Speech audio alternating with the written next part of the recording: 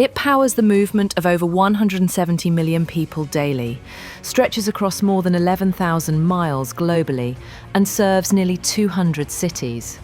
But rewind 150 years, the idea of burrowing tunnels under bustling New York streets in the 1860s seemed absurd. Yet two cities, Boston and New York, would soon race to be the first in America to bring this underground dream to life. This is the untold story of subway wars, a battle of ambition, engineering, and transformation that changed American cities forever. Boston breaks ground. March 28, 1895. Boston officially begins construction. But building this new transit system wasn't easy. Most of the land was reclaimed from old tidal flats. So, rather than using advanced machines, most of the digs were larger than Boston's, involving close to 8,000 workers, many of them immigrants and African Americans. They began at City Hall, ran up the East Side, cut across 42nd Street and continued up the West Side to 145th Street. This design would eventually allow people to live far from their workplaces, ushering in a new era of urban commuting. As the city's population grew and pushed outward, the subway became more than just a convenience, it became a necessity. Thanks to electricity, factories could now run 24/7, and people needed a way to reach work at all hours. That meant public transit also had to operate around the clock. A revolution on rails. Engineer William Parsons had a groundbreaking idea.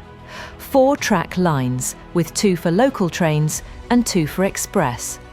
But the engineers were up to the task. Boston makes history. By December 1, 1897, Boston's subway was ready. Thanks to electric motor pioneer Frank J. Sprague, trains could run smoothly and efficiently. More than 100,000 people rode the subway on opening day.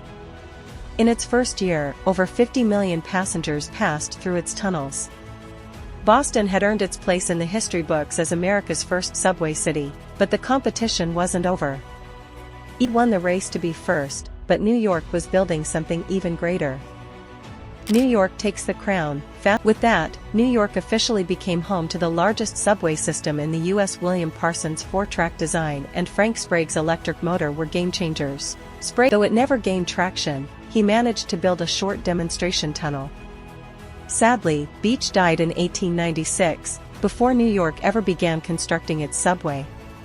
But in 1912, during a subway extension beneath Lower Manhattan, workers stumbled upon something incredible: the remnants of Beach's original tunnel. Hidden beneath Broadway, they found the old pneumatic car still intact, a silent reminder that Beach had seen the future long before the rest of the world caught up.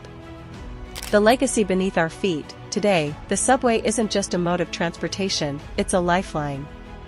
It's what let cities like New York and Boston function.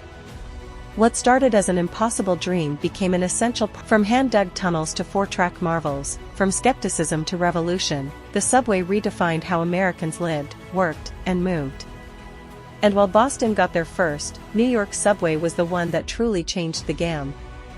They were once symbols of untouchable wealth and ambition, now, only memories remain. If these walls could talk, what stories would they tell? Don't let more history fade into silence. Like, subscribe, and ring the bell for more forgotten chapters of America's past.